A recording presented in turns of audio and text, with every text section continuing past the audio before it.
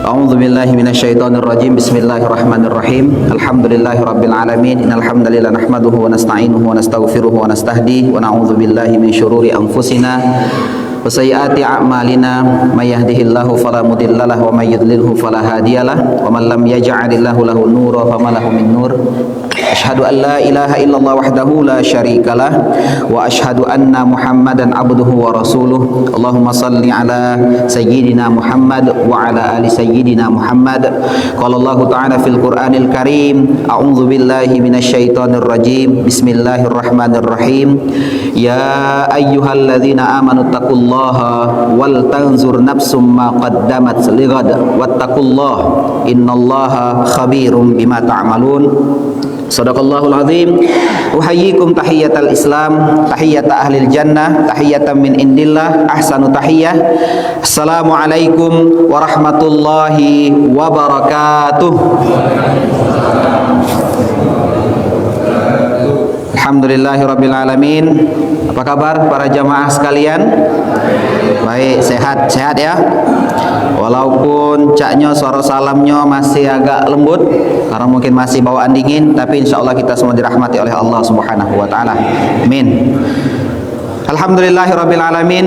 Di subuh Ahad, di Ahad kedua ya kita Januari ini, dan juga di awal-awal bulan Rajab, kita diberikan Allah begitu banyak kenikmatan, anugerah, rahmat Allah Subhanahu wa taala, sehingga kita masih bisa hadir di Masjid Al-Hakim untuk sama-sama beribadah. Aku datang tadi jam 4:19, berangkat dari rumah jam 4 kurang. Biasanya kalau aku galak ngisi di Talang Kelapo jam 4 Pak, karena rumah aku deket. Kalau ke Talang Kelapo Soekarno-Hatta langsung. Biasa Pak Jo Soekarno-Hatta, atau ada jadwal juga di PTC, belakang PTC.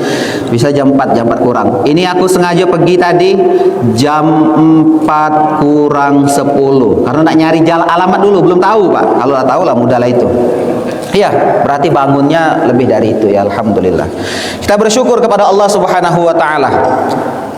Dan saya juga sudah sholat sunnah tahiyatul masjid di sini mana-mana tadi sholat sunnah, apalagi sholat fajar, sholat qobliyah, katibadiyah tadi Pak ya. Alhamdulillah. Kata Rasul banyak-banyak tempat sujud. Ini Rasul menasihati kita. Ya, banyak-banyak tempat sujud, karena tempat sujud itu akan menjadi saksi kita di akhirat nanti ya.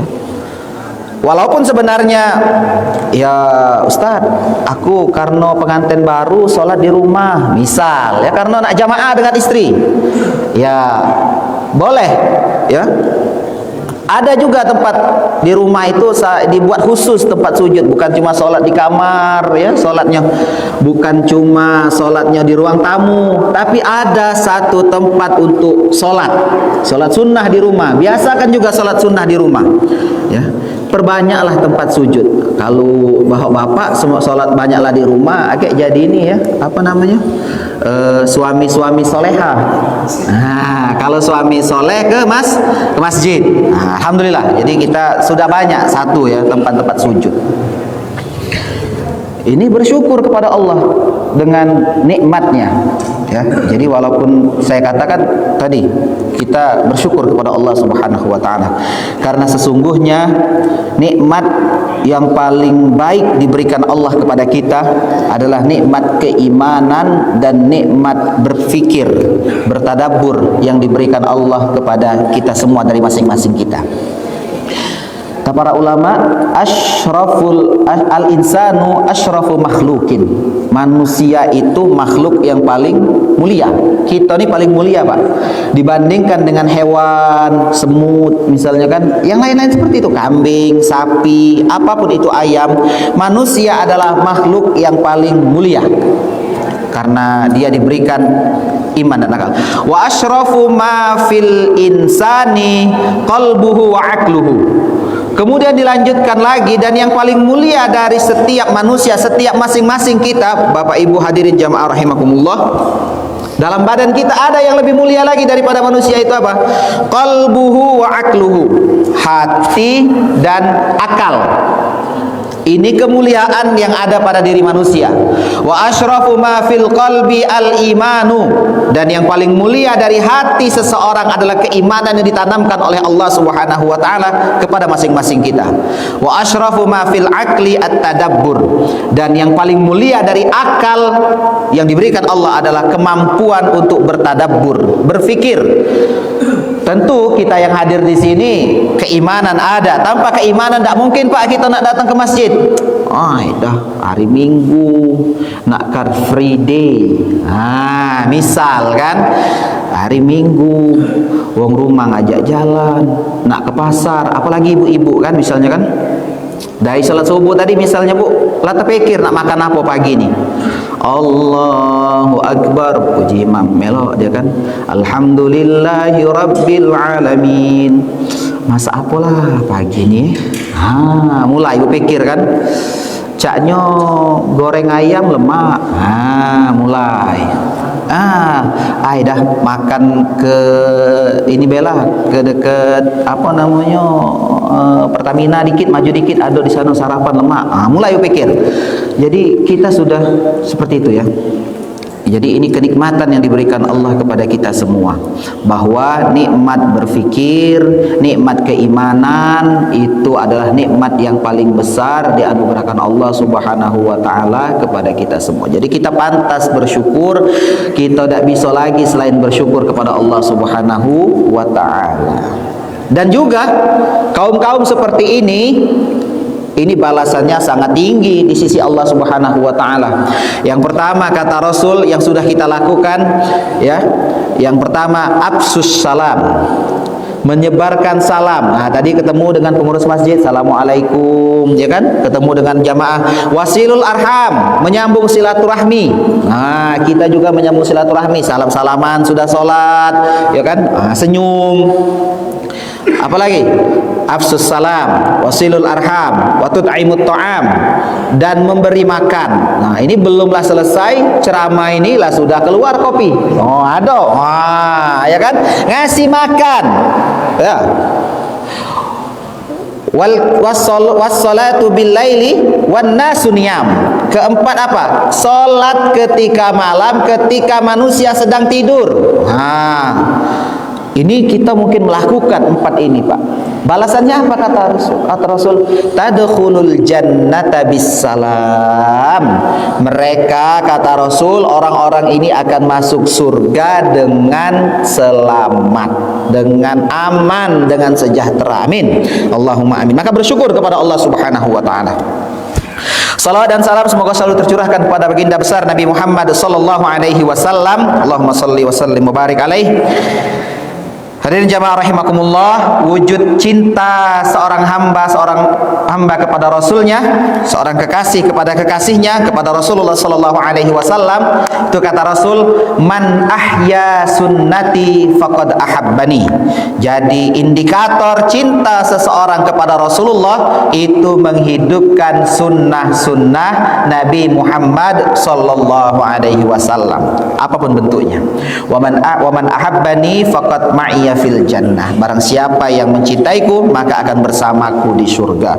Maka semoga kita yang hadir di majelis ini mengatakan nuhibbullah wa nuhibbu Rasulullah sallallahu alaihi wasallam. Kita mencintai Allah dan cinta kepada baginda Rasulullah sallallahu alaihi wasallam. Hadirin jamaah rahimakumullah, saya sengaja ngambil judul agak acak ya, tafsir tentang kisah namanya kisah Ashabul Kahfi. Kita sering setiap Jumat mungkin diingatkan juga di Facebook Al-Hakim nih. Mungkin diingatkan juga Ustaz ya. Alhamdulillah pengurus masjid sudah aktif, sudah baik. Ya sehingga itu kan Al-Kahfi time. Ada yang cek itu Bu ya. Waktunya membaca surat Al-Kahfi, khususnya di hari Jumat. Itu ya. Karena memang hadis-hadis Rasulullah sallallahu alaihi wasallam banyak mengatakan keutamaan-keutamaan surah Al-Kahfi.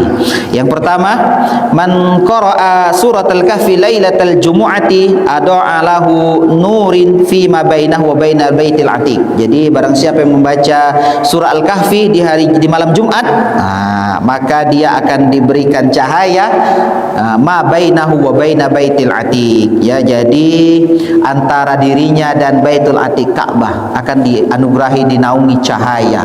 Ini hadis, salah satu hadisnya. Dalam hadis lain juga dikatakan man qara'a suratal kahfi yaumal jumu'ati adaa lahu minan nuri ma bainal jum'ataini. Ini yang paling sering kita dengar. Barang siapa yang baca surah Al-Kahfi maka dia akan dinaungi cahaya di antara dua Jumat.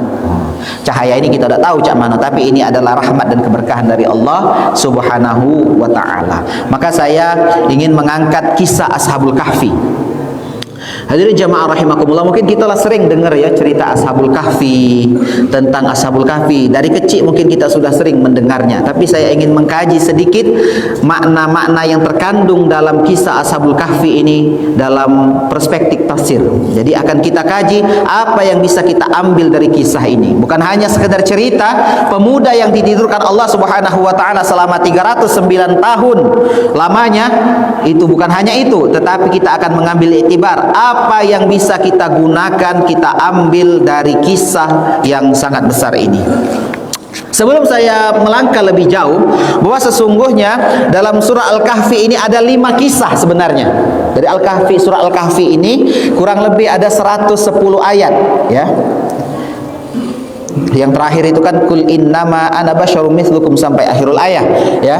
Jadi ada 110 ayat dan di sana setidaknya terdapat 5 kisah. Yang pertama adalah kisah yang paling populer, itu adalah kisah Ashabul Kahfi.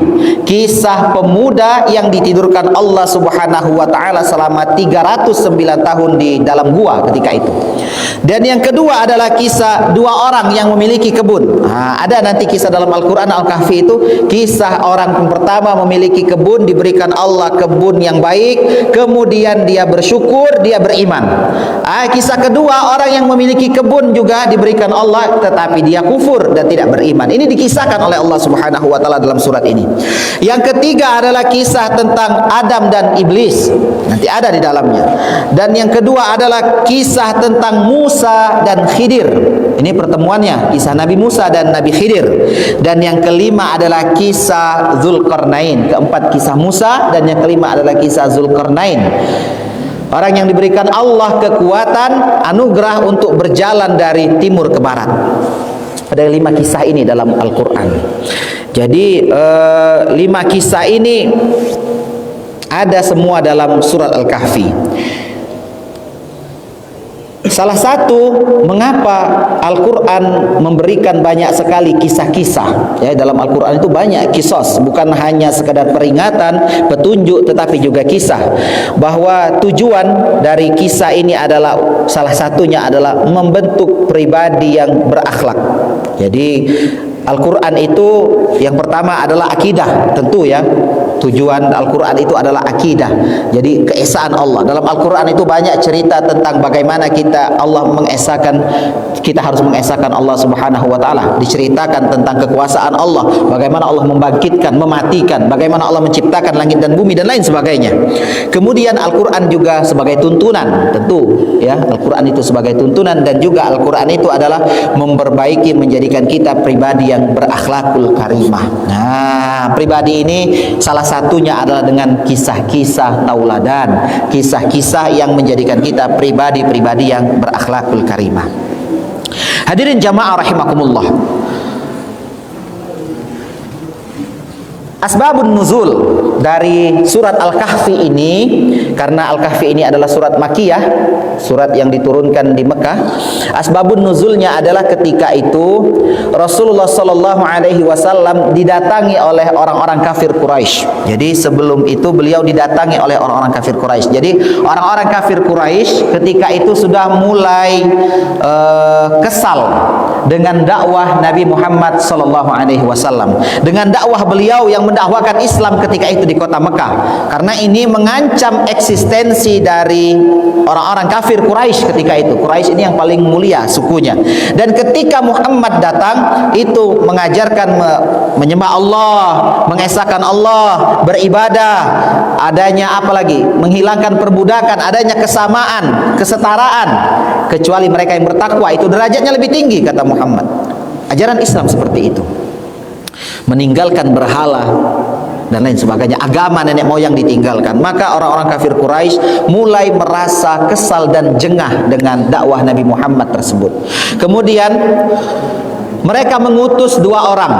Jadi kisahnya, jadi mereka mengutus 2 orang ke Madinah, Yathrib. Ketika itu namanya Yathrib, bukan sebelum Madinatul Rasul, belum Madinah. Kalau sekarang namanya Madinah, dulu Yathrib. Untuk menemui ahli kitab Taurat dari agama Yahudi. Nah, di Mekah, di Madinah banyak kabilah-kabilah yang beragama Yahudi ketika itu. Maka mereka ingin disuruh untuk nanya ke ahli Taurat, kiai-kiainya Yahudi. Cak mana cara menghentikan dakwah Muhammad? Nah, ini trik dan tips bagaimana menghentikan dakwah Muhammad. Nah, cak itu ya. Jadi dalam kitab Taurat diceritakan tentang kenabian Muhammad. Maka kata kiainya, ahlul kitabnya, kitab Taurat ketika itu ngomong sama utusan Quraisy ketika itu. Katanya, tanya 3 hal kepada Muhammad ini. Setelah diceritakan ya, ditanya, siapa Muhammad itu? Muhammad ini keturunan ini.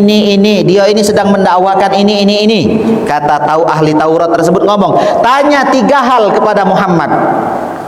Yang pertama, tanya dia tentang kisah pemuda yang ditidurkan selama beratus-ratus tahun di dalam gua.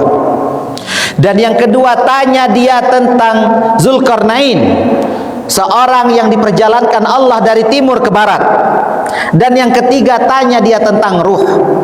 3. Jadi balik ini katanya, kalau misalnya itu ya, kalau misalnya ini aku dari Pak Jo tadi pergi pacak balik Berejo tadi sampai ke sini pertahanan ini ke Al-Hakim ini, kata Pak Hajinya, tanya 3 sebelum kau balik lagi, tanya 3. Kayak kalau lah nyampe tanya 3 ke Muhammad ini. Pertama tadi tentang apa? Tentang kisah pemuda yang ditidurkan, tentang Zulkarnain, dan yang ketiga tentang ruh. Kalau dia jawab ruh yang pertama kali, kalau Muhammad langsung ngomong ruh, maka dia bukan nabi, tapi dia penyihir. Dia cuma bohong. Dia bukan nabi, dia cuma mengada-ngada.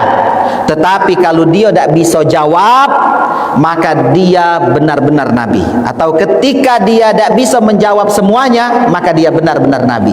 Maka semangat mereka nanya, balik disampaikan kepada pemimpin Quraisy yang ngutus tadi. Apakah Abu Jahal, apakah Abu Lahab, abu-abu yang lainnya? Nah ya, ditanya apa dia hasilnya, disuruh nanya ini. Maka pagi-pagi langsung mereka bertanya ke Muhammad, katanya, coba jawab 3 pertanyaan ini. Pertama tentang pemuda yang ditidurkan, tentang Zulkarnain, dan tentang ruh. Apa jawaban Muhammad ketika itu? Nabi Muhammad, dia tidak langsung menjawab karena dia tidak tahu ini. Muhammad tidak tahu sebenarnya ini. Belum diturunkan ayat ini. Cerita Ashabul Kahfi ini belum diturunkan. Tak tahu kata Muhammad. Tapi Nabi Muhammad ngomong cak ini, tunggu besok. Nah, tanya tunggu besok. Besok aku jawab. Ternyata nanti dikisahkan dalam Al-Quran ini, kita tak boleh ngomong langsung besok, Pak, Bu. Tak bisa kita ngomong, agak datang ya, aku datang besok. Tak bisa. Muhammad saja di ayat surah Al-Kahfi ini sebenarnya satu untuk menentang, menjawab pertanyaan kafir Quraisy, dan yang kedua adalah untuk mengingatkan Nabi Muhammad tak boleh kita ngomong langsung besok. Wala taqulanna li syai'in innahu fa'ilud dzalika ghada. Tak boleh kita ngomong iya besok aku gawe ke. Tapi katakan apa? Insya Allah. Muhammad ngatakan ketika itu Nabi Muhammad ngomong tunggu besok. Balik utusan tadi. Ternyata jamaah rahimakumullah, itu besok tidak datang Jibril bawa surat, bawa berita ini. Tidak datang Jibril karena Allah ingin mengingatkan Nabi Muhammad. lusa tak datang juga.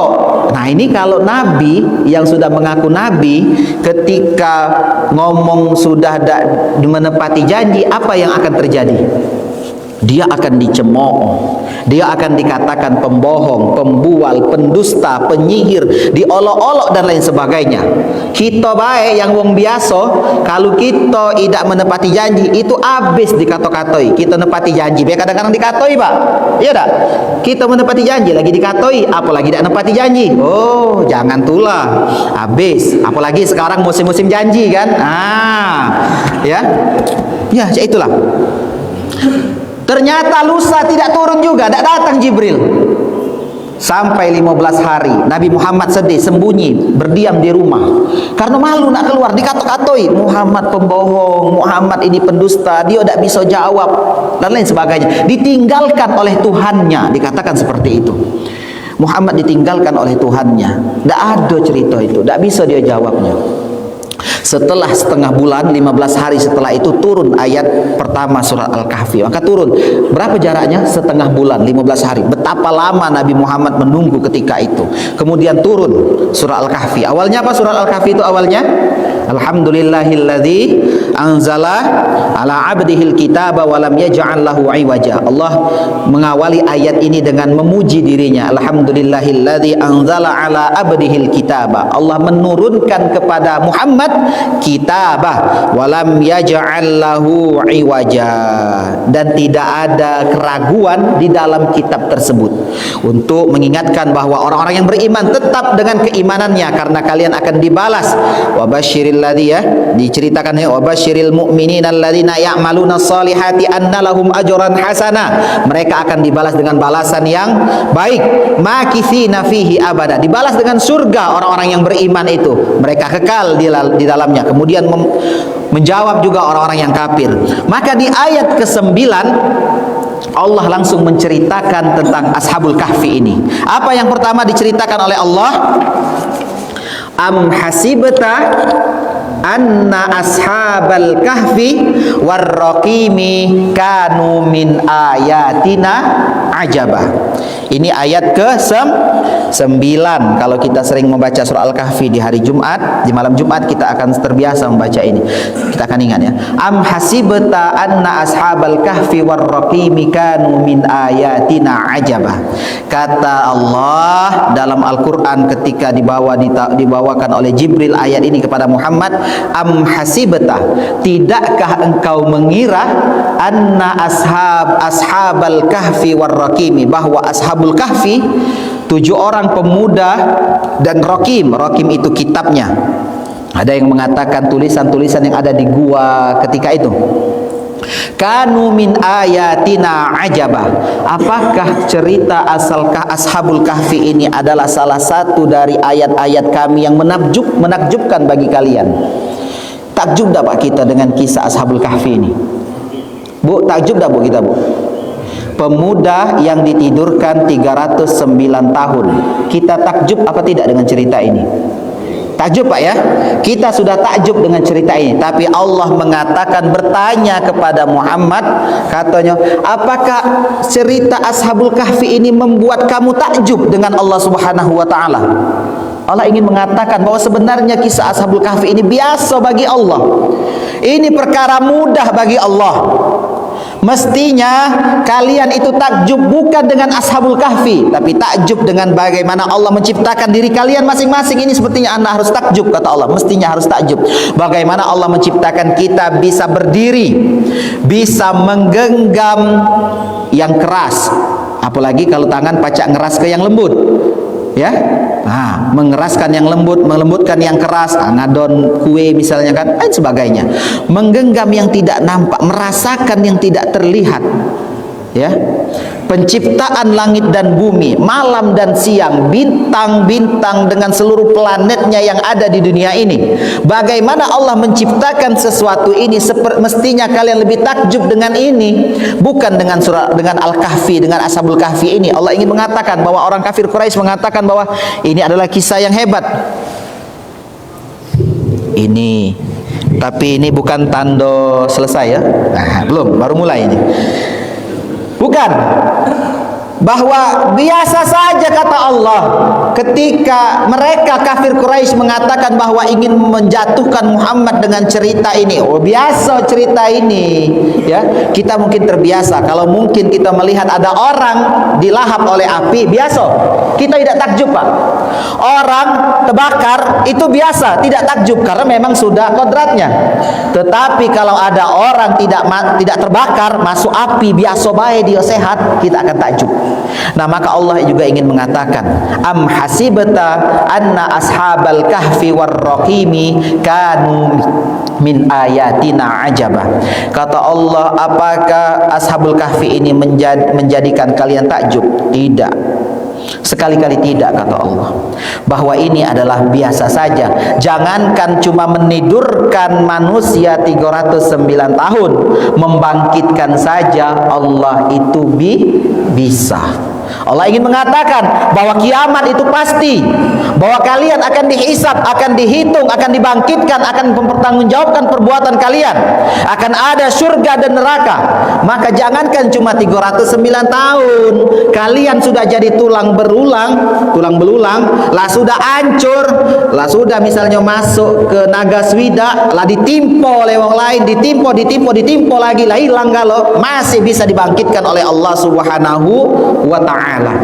Maka Allah ingin mengatakan bahwa cerita Ashabul Kahfi ini biasa, kata Allah. Tapi Allah ingin menjawab kafir Quraisy yang bertanya tersebut, dilengkapkan ceritanya oleh Allah dalam surat ini. Ini yang pertama, bahwa Allah ingin mengatakan jangankan cuma membangkitkan orang yang tertidur selama 309 tahun, yang lebih daripada itu Allah bisa melakukannya. Dan Allah mengatakan bahwa kejadian-kejadian yang menakjubkan bukan hanya itu. Ingin mengatakan kepada orang kafir Quraisy, mereka kan tidak beriman, Pak. Walaupun diberikan cerita oleh Nabi Muhammad Ashabul Kahfi dengan lengkap, tidak beriman. Mereka bercerita nanyo itu cuma nak nyari apa? Nyari kelemahan Nabi Muhammad. Kalau Muhammad lemah, tidak bisa jawab, maka ini jadi bahan mereka untuk mengolok-olok. Nah, cak sekarang lah mungkin, ya, mohon maaf. Cak sekarang lah, di masa-masa sekarang ini, nah. Kalau ada aib itu mudah nian diolok-olok. Kamu bukalah Instagram, Facebook, itu saling caci kan. Ada aib sikok be mudah. Cuma ida nak melok itu tuh, cuma nak ngatoi, nak jelek. Nah, seperti itulah Quraisy ketika itu. Orang-orang kafir Quraisy, kalaupun mereka benar, tahu itu kebenaran, mereka tidak beriman. Mereka tetap tidak akan beriman. Mereka cuma ingin mengolok-olok saja. Maka Allah mengatakan, tidak usahlah jauh-jauh kalau kamu nak beriman, nak takjub dengan Allah. Tidak usahlah kamu nak sampai cerita Ashabul Kahfi. Cukup perhatikan bagaimana Allah menciptakan diri kalian masing-masing. Bagaimana Allah menjadikan kalian bisa berbicara. Bagaimana Allah bisa menjadikan kalian bisa melihat. Bagaimana Allah bisa menjadikan kalian bisa berpikir. Bagaimana Allah menciptakan sekeliling kalian. Ini hebat nian, Pak. Ada kalau Palembang itu kan hebat, cantik ya, cantik nian, cantik nak matilah. Nah, tiga ya. Kalau cantik Pak, belagak nian, belagak nak matilah. Kalau belagak belagak itu, belagak kau ni tidak ngatoi itu sebenarnya, jahat itu, bukan belagak. Tapi kalau belagak nak matilah, nah itu nak kondangan lagi jam 10, jam 11 lagi. Nah, itu nak belagak nak matilah. Ya. Nak cak mana be kita masih cak itulah. Ya, maka Allah mengatakan di ayat ke-9 ini, am hasibta anna ashabal kahfi warraqimi kanu min ayatina ajaba. Allah ingin mengatakan bahwa kalau kalian ingin beriman, kalau kalian ingin bersyukur, kalau kalian ingin percaya dengan keesaan Allah Subhanahu wa taala dengan semurni-murninya, dengan sebaik-baiknya, tidak usahlah jauh-jauh sampai Ashabul Kahfi. Cukup dengan keseharian kalian itu menjadikan kalian beriman kepada Allah Subhanahu wa taala. Jamaah rahimakumullah. Kemudian Allah melanjutkan di ayat ke-10, id awal fityatu ilal kahfi faqalu rabbana atina min ladunka rahmah wa hayyi lana min amrina rasyada. Ini doa. Jadi Ashabul Kahfi ini ceritanya, Pak, pemuda ini bukan wong pemuda biasa.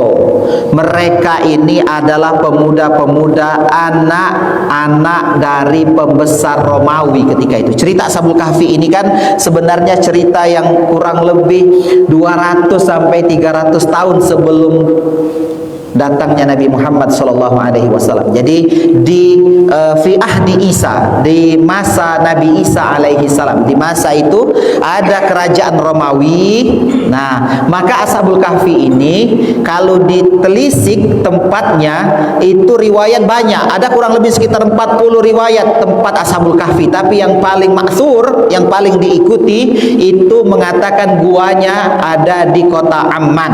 Kota Amman itu ada di Yordania. Nanti ada di Yordania tulisannya Ghar Ashabul Kahfi, gua Ashabul Kahfi. Karena di dalam gua itu nanti agak cocok antara matahari terbit dan terbenam, kemudian ada tulisan-tulisan dan lain sebagainya. Dan juga Yordania Amman ini bekas kerajaan Romawi ketika itu. Nah, pemuda-pemuda 7 orang ini sebenarnya anak-anak wong hebat. Kalau kita di Palembang ini anak bupati, wali kota, sekda, haji alim misalnya kan. Oh, bisa termasuklah anaknya misalnya di situ kan. Anak hebat. Wong berduit, wong kayo, beruang, punya kekuasaan, punya harta. Tetapi mereka benar-benar mempertahankan keimanannya daripada ikut agama ketika itu, menyembah berhala ketika itu. Mereka mempertahankan. Dan ingatlah kata Allah, id awal fityatu ilal kahfi. Mereka berlari ke gua. Mereka pergi menyelamatkan keimanan mereka. Kemudian mereka tidak tahu apa yang akan terjadi di gua ini. Ya. Apa mereka tahu? Apakah di gua ini mereka akan selamat? Apakah di gua ini ada wifi? Apakah di gua ini ada AC? Apakah di gua ini ada dispenser nak ngopi?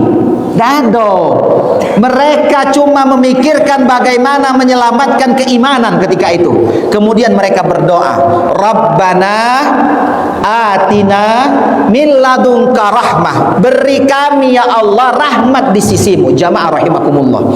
Ini kalau kita sampaikan pada saat ini, maka dalam banyak tafsir, salah satunya memaknai Syekh Sya'rawi, ulama Mesir, mengatakan, jangan kalian bertanya tentang siapa nama Ashabul Kahfi ini. Mungkin ada yang nanya aja. Misalnya kan kalau kita mikir, siapa nih yang namanya? Apakah namanya Mat, misalnya kan, apa namanya Bedul, apa namanya apalah misalnya Mangcek, misalnya Ida. Ya. Maka kata Syekh Sya'rawi, Al-Qur'an ketika berbicara tentang kisah menyebutkan nama. Dalam Al-Quran ketika disebutkan nama tentang Sayyidah Maryam, itu artinya cerita itu tidak akan terulang kedua kalinya. Cerita itu sekali baik. Tidak ada Maryam kedua, tidak ada. Maryam itu kan siapa Maryam itu? Ibunya Nabi Isa. Maryam itu melahirkan Isa tanpa suami, tanpa nikah. Tidak disebutkan namanya, tidak akan terjadi lagi. Padahal terjadi sekarang kan sebenarnya kan ada ya yang lahir kata bapak, ada ya. Ada. Ya, tapi ceritanya bukan seperti itu. Ini kan di sisi Allah, rahmat di sisi Allah. Tidak ada lagi misalnya tanpa dihidupkan ruh ketika itu langsung, tanpa disentuh lelaki dan lain sebagainya. Ini Allah ingin mengatakan kalau cerita itu disebutkan nama, maka tidak akan terulang lagi dalam Al-Quran cerita ini. Tetapi kalau tidak disebutkan nama, kalau tidak disebutkan nama, seperti misalnya cerita Korun. Korun itu bukan nama, itu gelar, julukan. Fir'aun itu bukan nama, itu julukan, bukan nama. Raja-raja Mesir itu dijuluki Fir'aun, ya, Fararah, ya, Fir'aun 1, 2, 3. Nah, maknanya kalau tidak disebutkan nama cerita ini, maka akan muncul nanti Fir'aun selanjutnya, akan muncul Korun selanjutnya. Di masa sekarang mungkin ada Fir'aun era modern, ada Korun era modern, ada. Maka itu akan terulang cerita itu, termasuk Ashabul Kahfi. Bisa jadi hadirin jamaah rahimakumullah, kita ini termasuk Ashabul Kahfi era modern, walaupun tidak ditidurkan selama 300 tahun, walaupun kita tidak perlu masuk gua karena gua kita tidak ada Palembang ini, ya, tapi keimanan kita bisa jadi sama dengan keimanan Ashabul Kahfi. Maka kata Syekh Sya'rawi, jangan tanya siapa namanya, kapan kejadian penyelesaiannya di mana letaknya, tapi ambillah iktibar, ambillah pelajaran dari kisah ini. Maka doa yang pertama disampaikan dibaca oleh mereka ketika itu, Rabbana atina min ladunka rahmah. Ya Allah, beri kami rahmat di sisimu. Ini mungkin doa ini bisa kita pakai Pak dalam kehidupan kita sehari-hari. Ketika mungkin tahun baru ini ada yang nak pindah jabatan, ada yang baru diangkat jadi kepala dinas misalnya di sini kan, ada yang nak resign balik misalnya dari Pertamina nak ke Pusri misal, kalau ada, kalau katik kan, ya ada misalnya nak ganti rumah, nak pindah tempat lain misalnya, maka nak usaha tempat lain misalnya, maka baca doa ini dianjurkan oleh Allah seperti Ashabul Kahfi. Mereka tidak tahu kan? Tidak tahu Pak akan apa yang terjadi pada masa yang akan datang, tetapi mereka cuma berdoa, Rabbana atina min ladunka rahmah. Ya Allah, beri kami rahmat di sisimu. Kemudian mereka juga melanjutkan, wahayyi lana min amrina rasyada, dan siapkan ya Allah sebab-sebab diturunkan rahmat dan keberkahanmu melalui ini. Ketika kita melangkah kepada sesuatu yang baru, kita baca doa ini, maka kita juga memohon kepada Allah, semoga Allah memberikan, menyiapkan sebab-sebab diturunkan rahmat dari apa yang kita lakukan ini. Seperti Ashabul Kahfi ini. Maka Allah ingin mengatakan seperti ini. Ceritanya yang pertama adalah mereka berlari, pergi ke gua, kemudian mereka membaca doa ini. Tidak tahu, yang ada di pikiran mereka ketika itu cuma bagaimana menyelamatkan keimanan mereka dari raja yang lalim tersebut.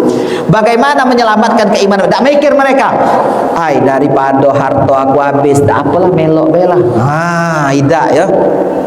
Daripada aku kena tangkap, ya sudahlah aku melok bela.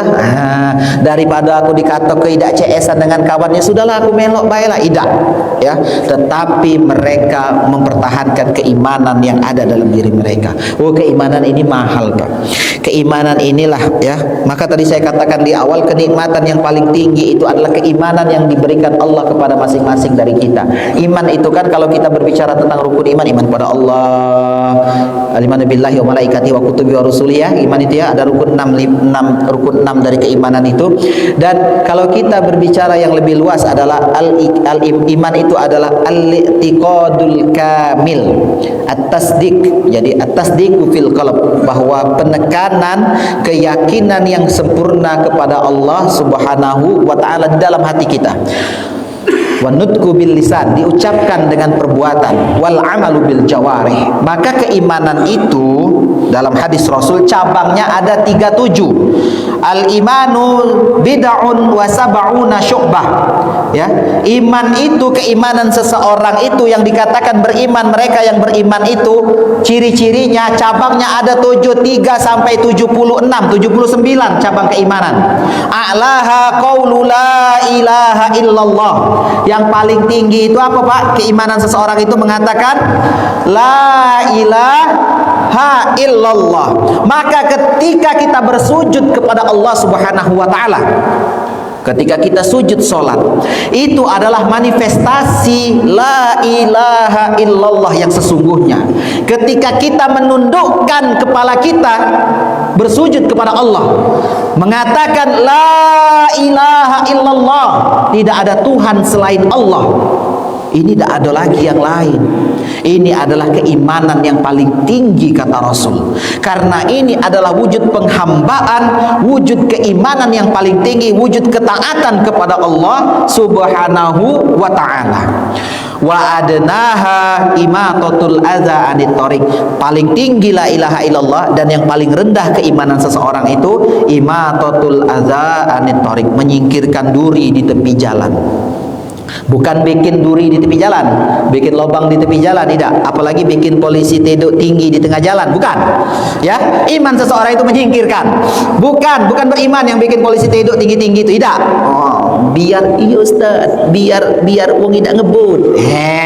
Biar tidak nombor anak. Tapi setiap wong lewat itu ada tak yang berzikir?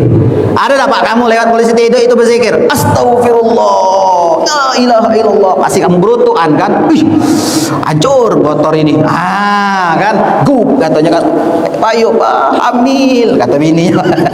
Iya, maka ya itu ya yang paling rendah ini keimanan itu kata Rasul menyingkirkan duri.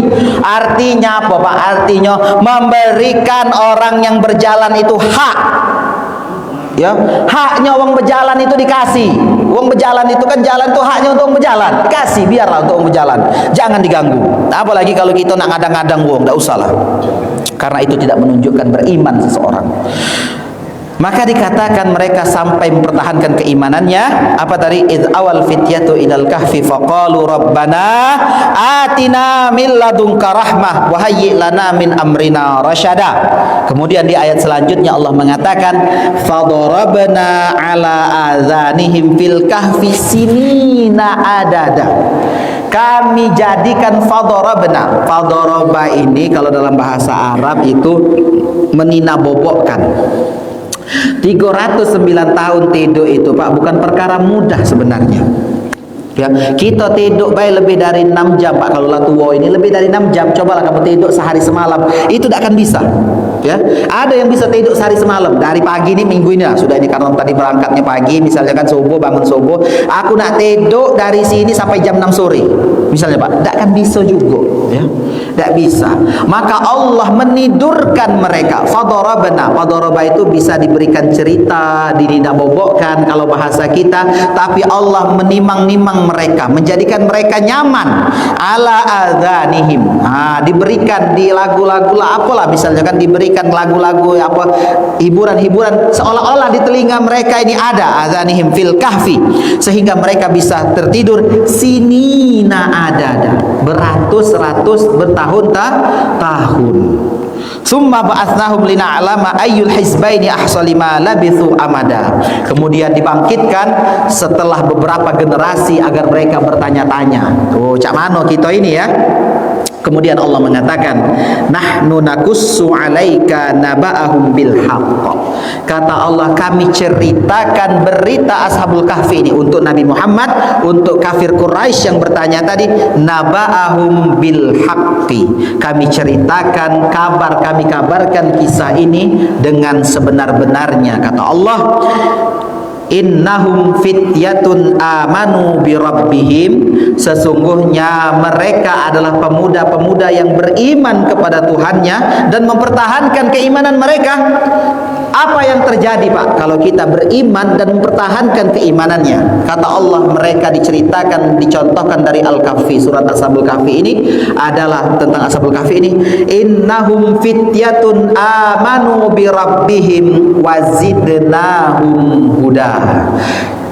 Mereka beriman kepada Allah, mereka mempertahankan keimanannya, dan kami tambah keimanan mereka, kami tambah petunjuk bagi mereka, kami tambah hidayah. Kalau kita beriman kepada Allah, kalau kita meyakini dengan rukun-rukun iman, melakukan perbuatan ini dengan penuh keyakinan kepada Allah, karena iman tadi banyak kan cabangnya, termasuk sholat, sedekah, baca Quran, meninggalkan perkara buruk, melakukan perintah Allah, itu keimanan, cabang-cabang keimanan itu ya, yang kita lakukan ini kebaikan, hadir di majelis ini adalah menunjukkan keimanan kita kepada Allah. Maka kata Allah, orang-orang yang beriman mempertahankan keimanannya, kami kata Allah akan wazidnahum huda, kami tambah petunjuknya Pak. Kita ini kan kalau tidak ada hidayah dari Allah, tidak mungkin Pak kita nak hadir ke sini. Saya katakan seperti itu ya. Maka yang lebih tinggi daripada hidayah, petunjuk dari Allah, itu namanya taufik. Apa taufik itu? Taufik itu bukan wong komplek kita, bukan. Taufik itu artinya kesesuaian. Dari waffaqa yuwaffiqu, itu artinya sepakat. Taufik itu artinya kesesuaian antara keinginan manusia dengan keinginan Allah.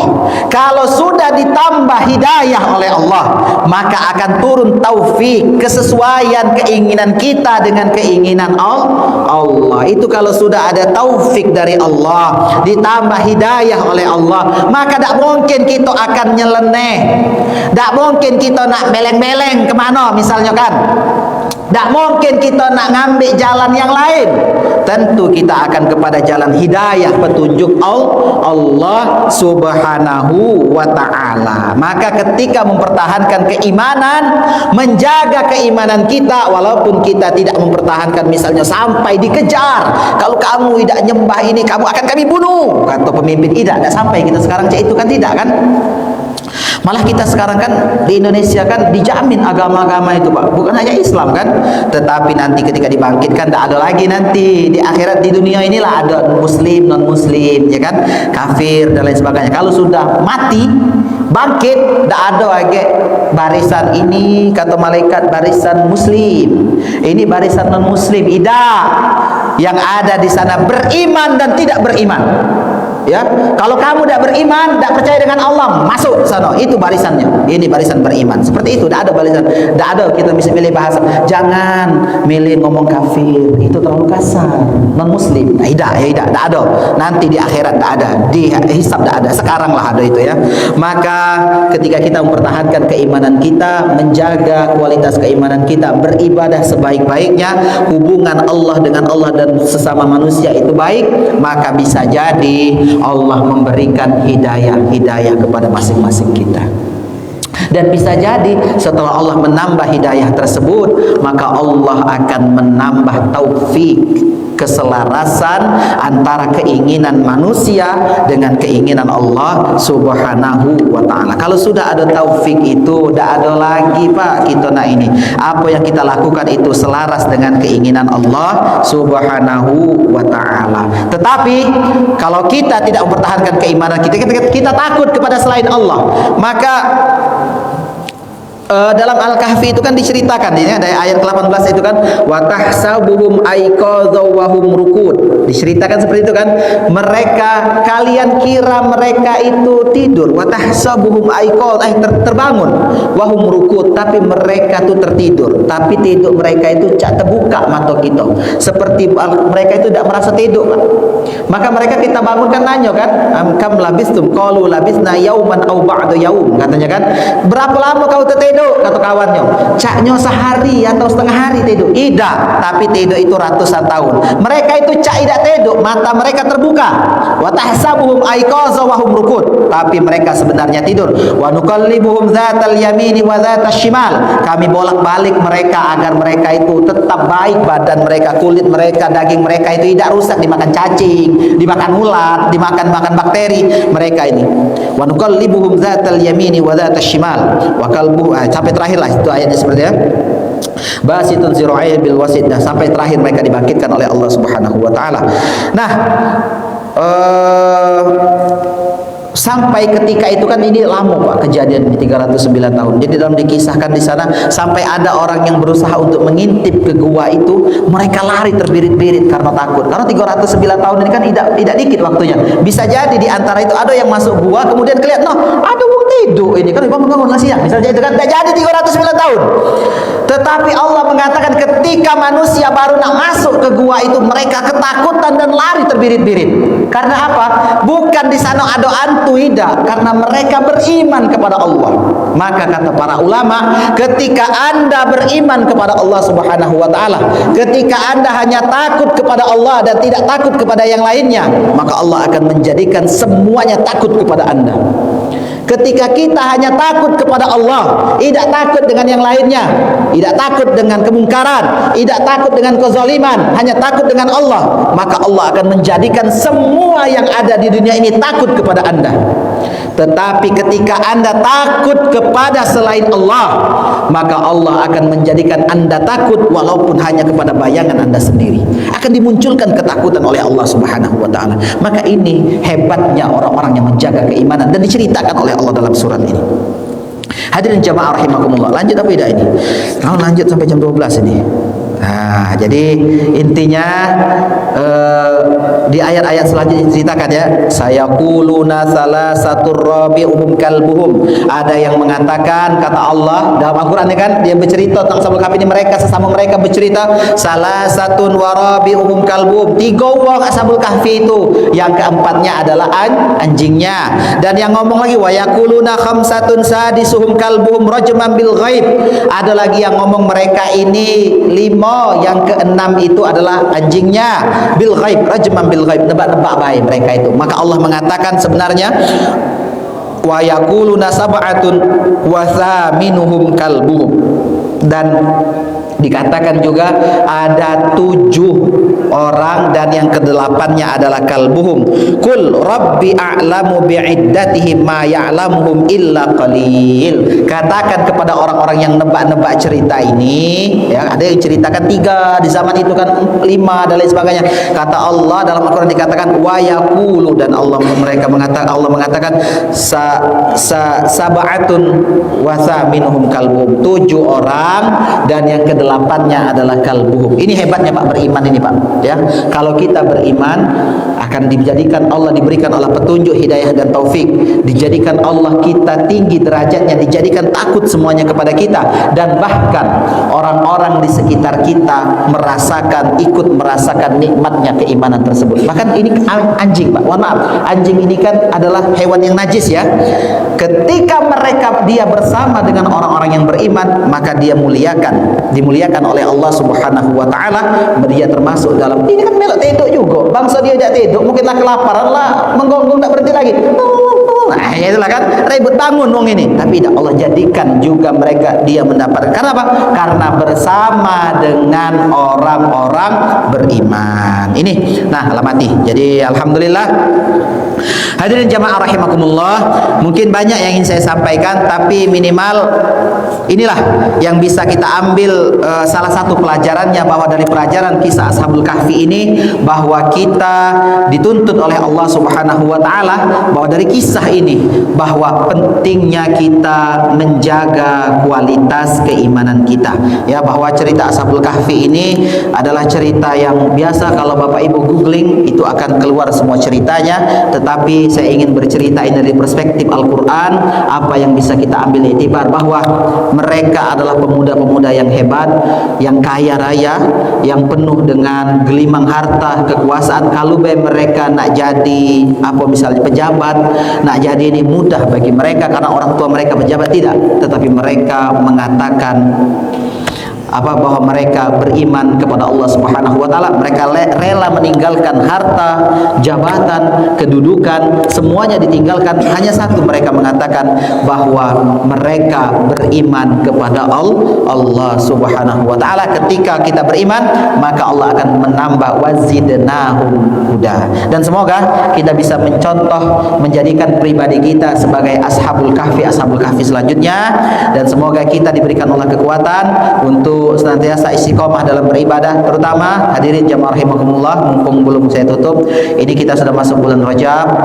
Saya mengingatkan diri saya sendiri dan jamaah sekalian, kita mulai meningkatkan kualitas ibadah kita, karena Rajab, Sya'ban, sebentar lagi Ramadan. Jadi kita usahakan perbaiki ibadah-ibadah wajib kita, sholat kita, perbaiki tepat waktu kalau bisa berjamaah, kemudian ditambah dengan puasa kalau bisa, puasa sunnah, dimulai berpuasa, melatih diri kita sehingga nanti ketika Ramadan kita tidak kaget lagi dan kita bisa beribadah dengan maksimal. Akhirul kalam, saya kira cukup sampai di sini. Terima kasih. Kita berdoa kepada Allah Subhanahu wa taala.